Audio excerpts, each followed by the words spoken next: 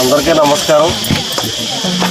ఈరోజు నర్సీపట్నం నియోజకవర్గం నాథవరం మండలం మాధవ్ నగర్ గ్రామంలో తాండవ ప్రాజెక్ట్ చైర్మన్ అయినటువంటి కరక సత్యనారాయణ గారు, అలాగే నాథవరం ఎంపీడీఓ గారు, మేము రాష్ట్ర ప్రభుత్వం కేంద్ర ప్రభుత్వం ఉపాధి హామీని పీవీజీ రామ్ కింద మార్చి ఉపాధి హామీ కూలీలని శ్రామికులుగా మార్చి వాళ్ళకి 125 రోజులు పని దినాలు కల్పించి వాళ్ళకి మినిమం 350 రూపాయలు వేతనంగా ఈరోజు రాష్ట్ర ప్రభుత్వం కేంద్ర ప్రభుత్వం కూడా ఈ నిర్ణయాన్ని తీసుకుంది.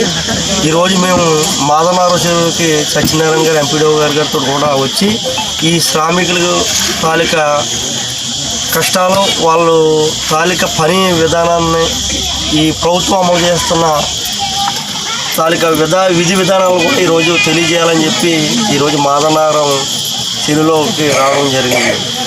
ఈరోజు రాష్ట్ర ప్రభుత్వం నారా చంద్రబాబు నాయుడు గారు, పవన్ కళ్యాణ్ గారు కూడా గౌరవ స్పీకర్ గారి ఆధ్వర్యంలో ఈ నర్సీపట్నం నియోజకవర్గంలో కూడా ఎన్నలేని విధంగా నాకు తెలిసిన బహుశా 175 నియోజకవర్గంలో పవన్ కళ్యాణ్ గారు పిఠాపురం తర్వాత అత్యధికంగా రోడ్లు తెచ్చింది ఎన్ఆర్జీఎస్ నుంచి మన గౌరవ స్పీకర్ అయ్యన్ పాత్ర గారిని కూడా తప్పవచ్చు.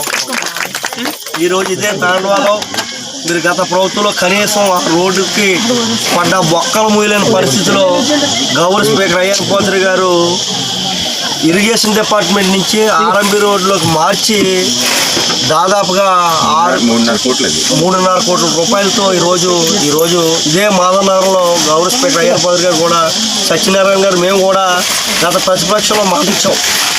మేము అక్కడ కూడా ఒక కార్యక్రమం కూడా చేసాం. మీకు తాండవ ప్రజలందరికీ కూడా ఆ రోడ్ వేసే బాధ్యత గౌరవ స్పీకర్ అయ్యన్ పాత్ర గారు ఆ రోజు తీసుకుంటానని చెప్పి ఈరోజు ఆ మాట నెరవేర్చి ఈరోజు రోడ్డు ఎంత సర్వేగంగా పనులు అవుతున్నాయో మీ అందరికీ కూడా తెలియజేయవలసిన అవసరం ఉంది.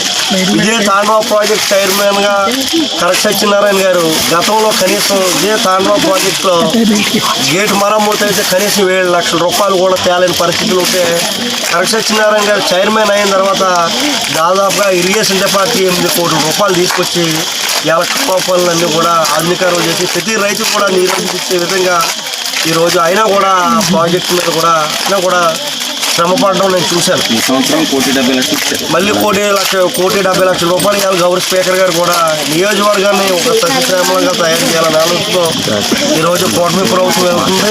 ఈరోజు ప్రతి ఒక్కరికి కూడా హౌసింగ్ అవ్వచ్చు,